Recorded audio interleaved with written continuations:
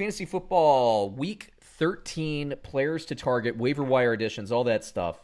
I'm just gonna run through, position by position. So we'll start with quarterback. You have a name on your list you like?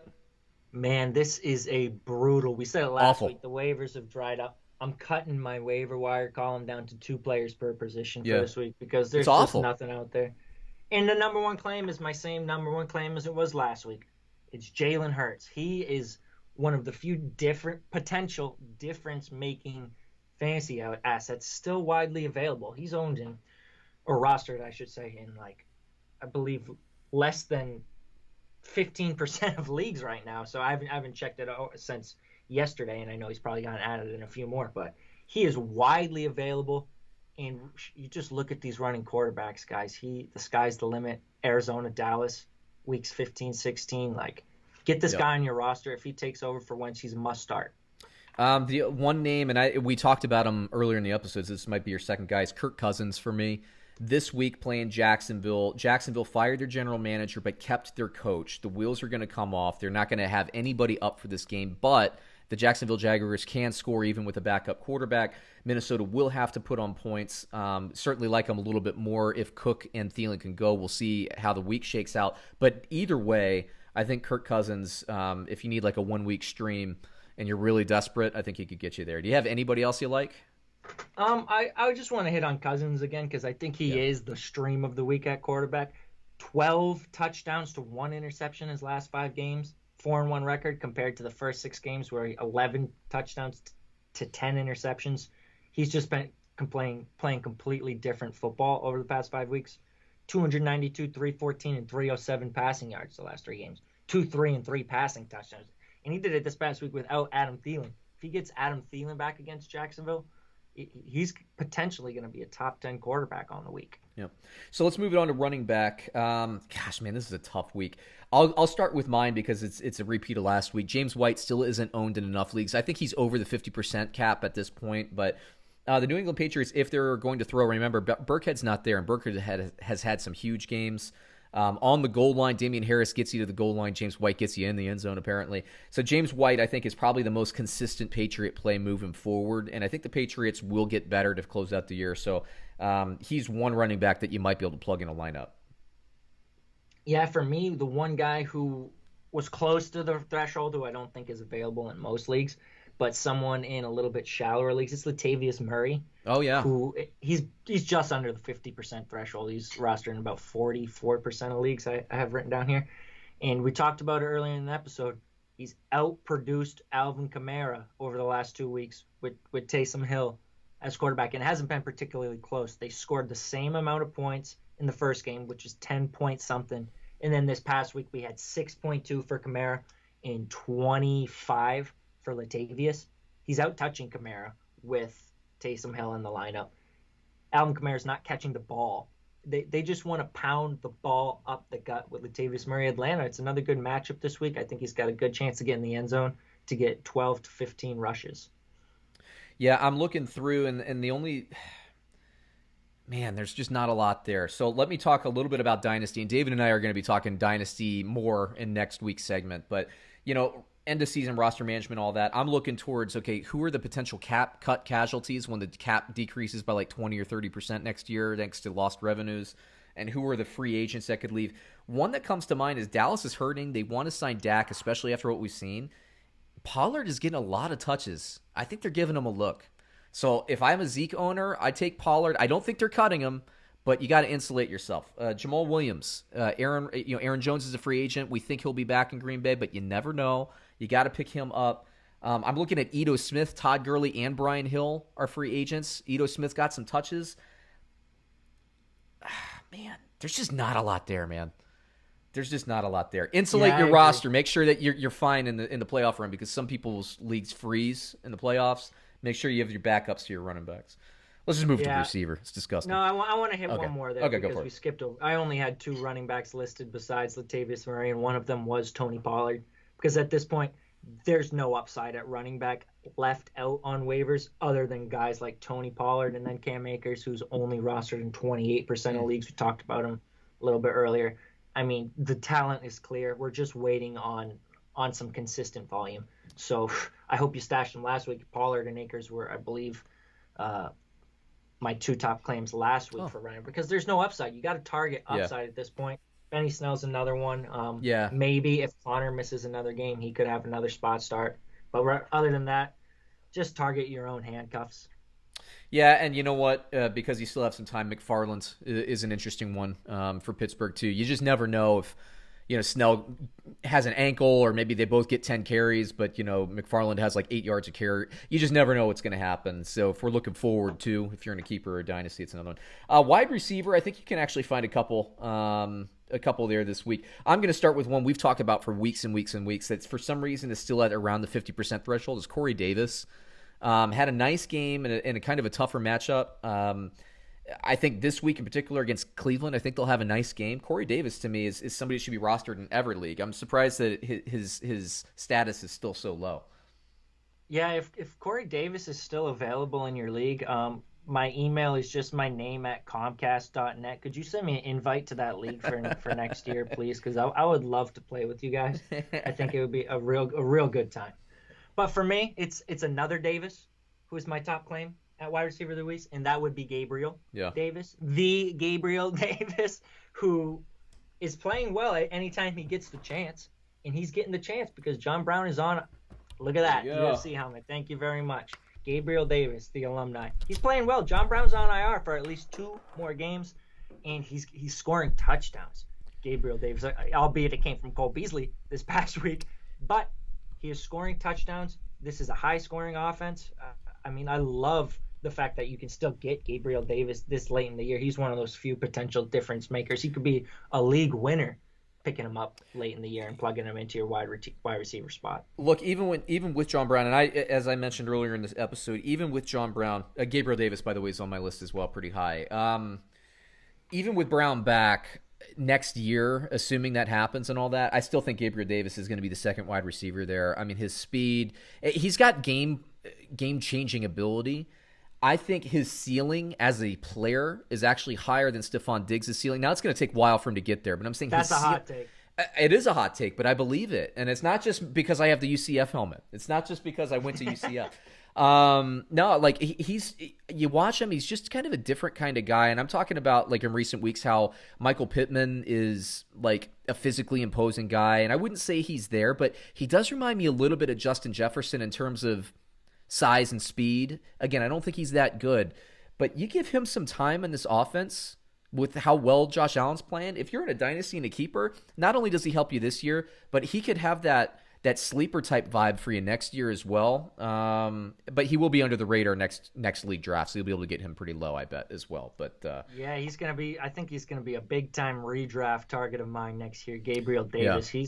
He's going to be that classic, like 11th round wide receiver that's like a top 20 wide receiver next year or something. If everything it might stacks start right. Sneaking up into like the 8th, 9th round kind of round where Darius Slayton was going this past year, but I still think that's going to be great value. Yeah, absolutely.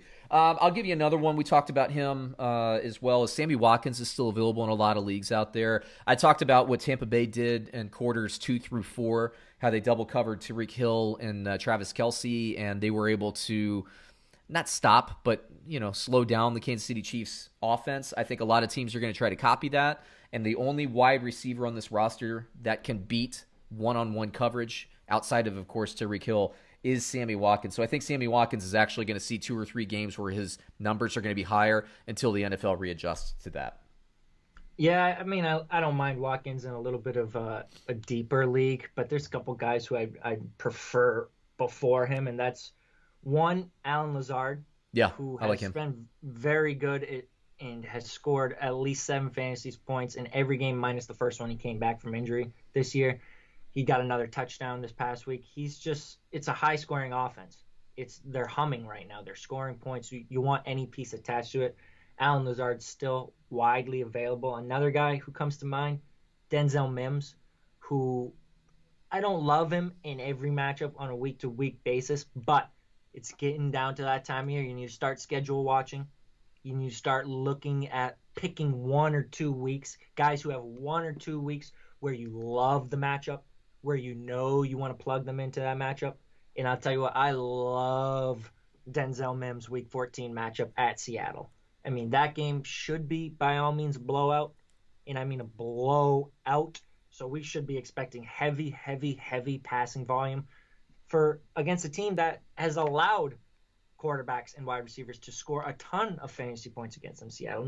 You don't need me to tell you that. I'm sure you've heard it at least 50 times this year. How many points Seattle has allowed to quarterbacks and wide receivers. So if I'm going to bet on one guy being picked up from the waiver wire late season, thrown into lineups and single-handedly winning people a Week 14 playoff matchup, just randomly, I could see it being Denzel Mims. He could be that guy this year who people throw into the lineup and say, holy moly, Denzel Mims just won me a Week 14 matchup. Isn't fantasy football crazy? Yeah. Well, let's move to tight ends. It is barren. It is barren. I don't like any of them, to be honest with you, but I'll give you my favorite one that's kind of in the 50-ish percentile is Tunyon. We've been talking about him for a while.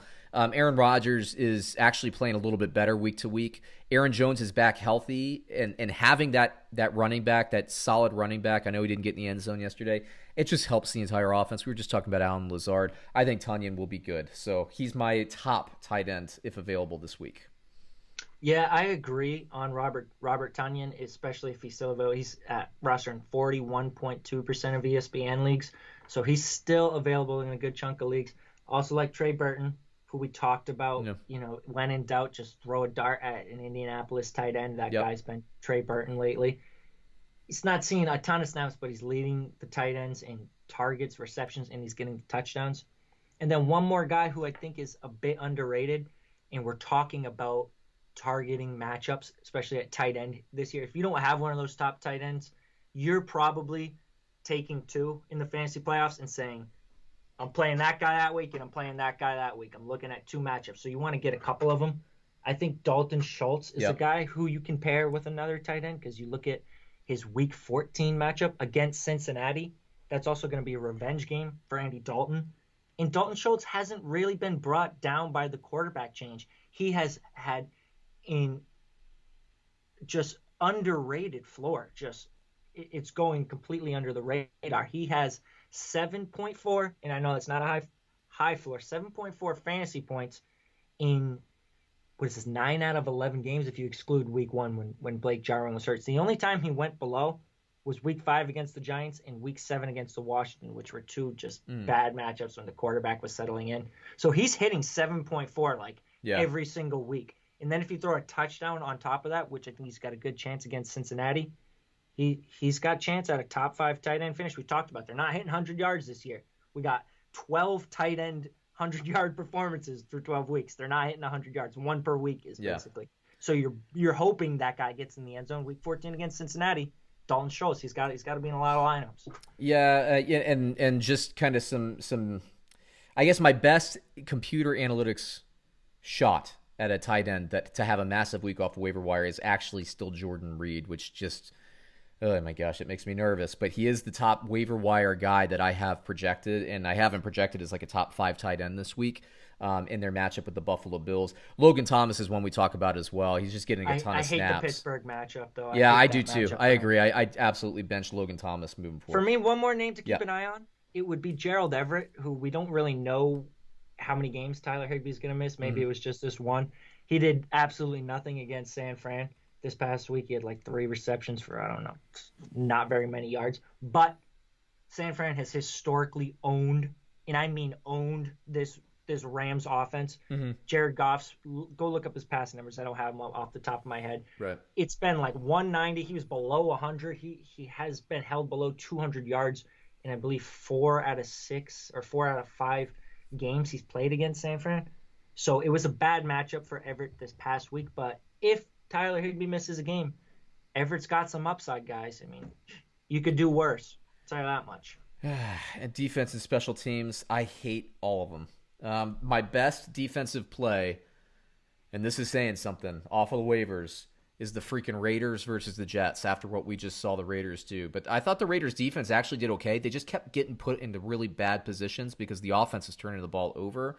The Atlanta Falcons didn't have gaudy numbers statistically. I just think that, they just kept, the Falcons just kept starting at the 20-yard line. You're going to put up a lot of points. I think the Raiders will come back, play with some urgency, play with some character against the New York Jets. So I think they're my top waiver wire. But goodness, I hope your league, you have some better ones out there that you can pick up. Yeah, I think Seattle is still pretty widely available. A lot of people stashed them last week looking ahead, but there's a chance they're still out there. Mm-hmm. They have the Giants this week, or I should say next week. Tonight, technically, they have the Eagles. Right. So this upcoming week, they have the Giants. And then they have the Jets, the football team, and the Rams, 14, 15, 16. So that's at least two fairly good matchups for the defenses there. Also, the Vikings, I think, against Jacksonville. Glennon played well against the Browns, who have been a pretty awful defense. I still think we don't have a whole lot of faith in Mike Glennon to continue playing well on a consistent basis. So, given the Vikings, Vikings played well this past week against the Panthers. They turned over Teddy Bridgewater at least once. So I think in a matchup against Mike Glennon, they're not a bad stream. The only other one I would take is, well, I guess, if you think that Detroit will come out with better character with a new head coach, you could do that. I still think it's a risk just because of how bad the Lions have been. Tennessee versus Cleveland is an interesting one just because Tennessee played a really nice game. Again, it's you're betting here, right? I mean, it's not my favorite play based on how the Tennessee Titans have played all year, but they've always had the potential, and to see them start to put it together is an encouraging thing. And Cleveland has problems passing the ball, so we both, David and I, both think Tennessee will be ahead, which means Baker Mayfield will have to pass more, which means you might get more interceptions, which is huge for fantasy football. So they're the only other one I would consider at this point. That's a sneaky one. I like that because we talked about them earlier in the episode. In the 3 games where the Cleveland Browns have fallen behind teams and had to play from behind, Baker Mayfield is absolutely imploded. Didn't hit 200 passing yards in any of those games where they had to give up on the run. So that's a sneaky one. I like the Titans this week. Daily fantasy in the very least, right? But I hope everybody out there has better options than what we just presented. Because it's paltry out there right now. Anyway, I think that's an episode, man. You got anything else for the crowd before we head out? Start looking ahead. Don't just look at your Week 13 fantasy matchups for defense, and not just defenses, for everything. And stash the young. If you're out of playoff contention, or if you're looking, you need if you're in a keeper and you're in a dynasty league and you need a win, and you need to win, and you need to score the most points in your league, and you need everybody else to implode, chances are you're not going to be in the playoffs. I'm not saying don't compete for it, but stash the young guys so that you can trade them for capital before the draft or use them next year or something like that. Always look ahead, man. You can win, leagues by just picking up the right guy now. So do that. Anyway, everybody, hey, have a great week. Good luck as we close out the season. We'll be back next week, ready for the playoffs, baby. Talk to you then.